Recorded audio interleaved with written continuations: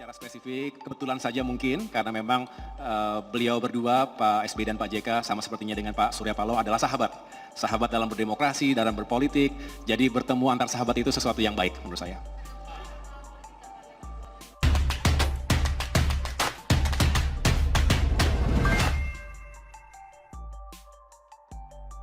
JK jumpa SBY dan Nasdem bertemu Demokrat.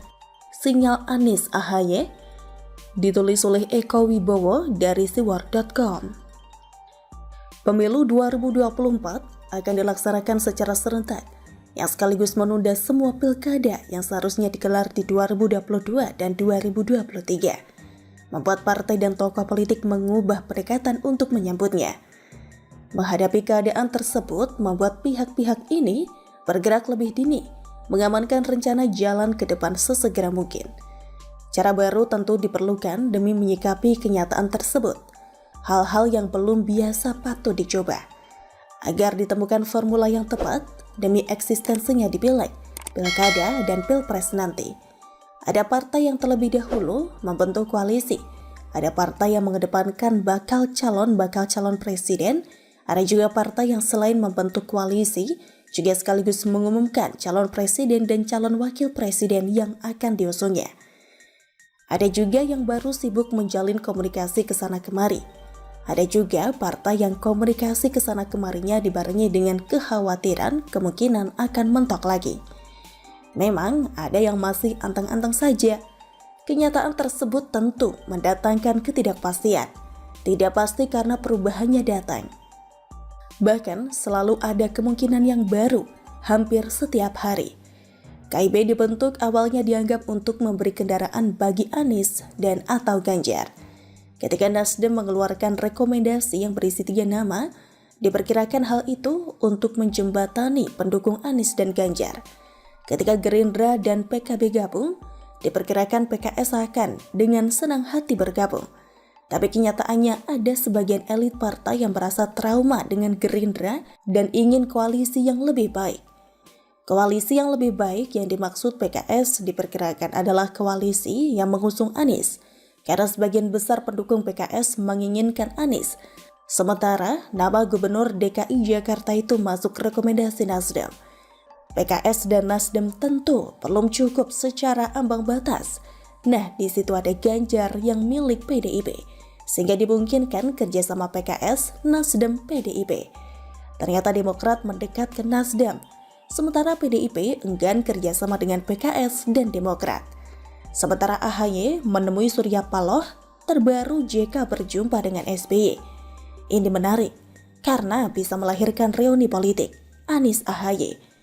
Anies sebagai orangnya JK dan direkomendasi Nasdem berpasangan dengan AHY anak SBY. Kedua kekuatan itu bila bergabung bisa sangat diperhitungkan. Ditambah dengan PKS, tentu akan menjadi koalisi yang menakutkan. Ada catatan tersendiri ketika hampir 15 tahun dalam 3 putaran pilpres, JK dan SBY bisa kembali membuka komunikasinya. Kenyataan tersebut tentu menjadi gambaran betapa besarnya kepentingan yang sedang mereka perjuangkan. Menjadi penanda akan kemana kemudian arah Indonesia nanti bila mereka yang berkuasa. Lalu Indonesia mau?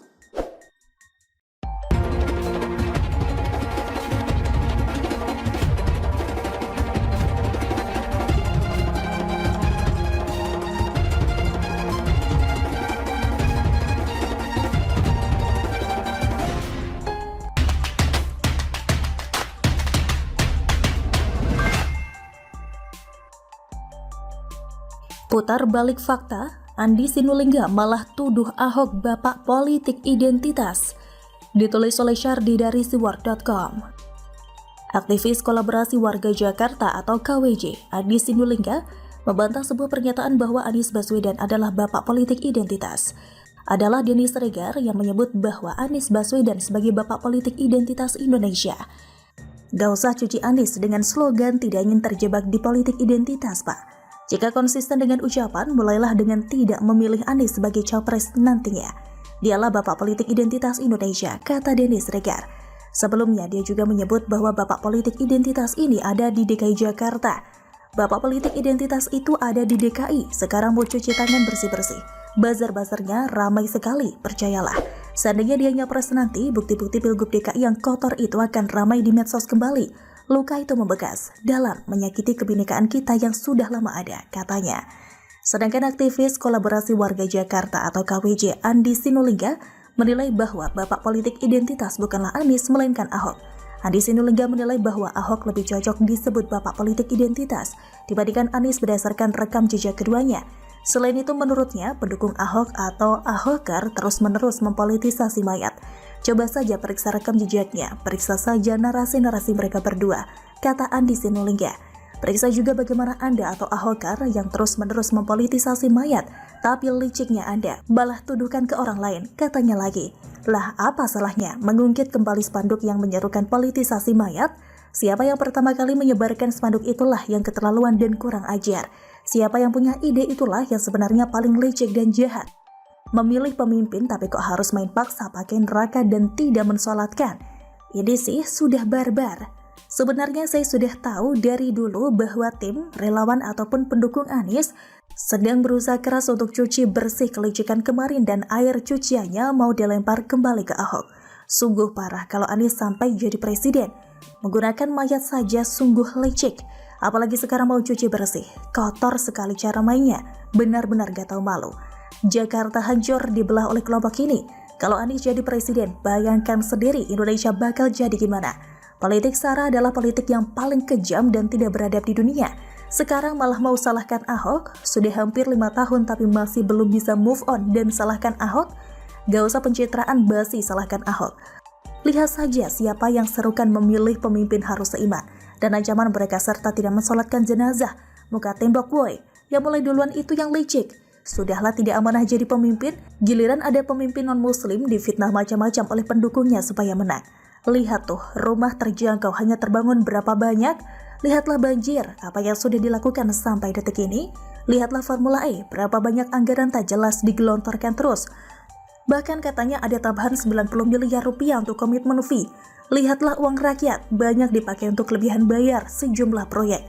Apakah pemimpin ini bisa disebut amanah?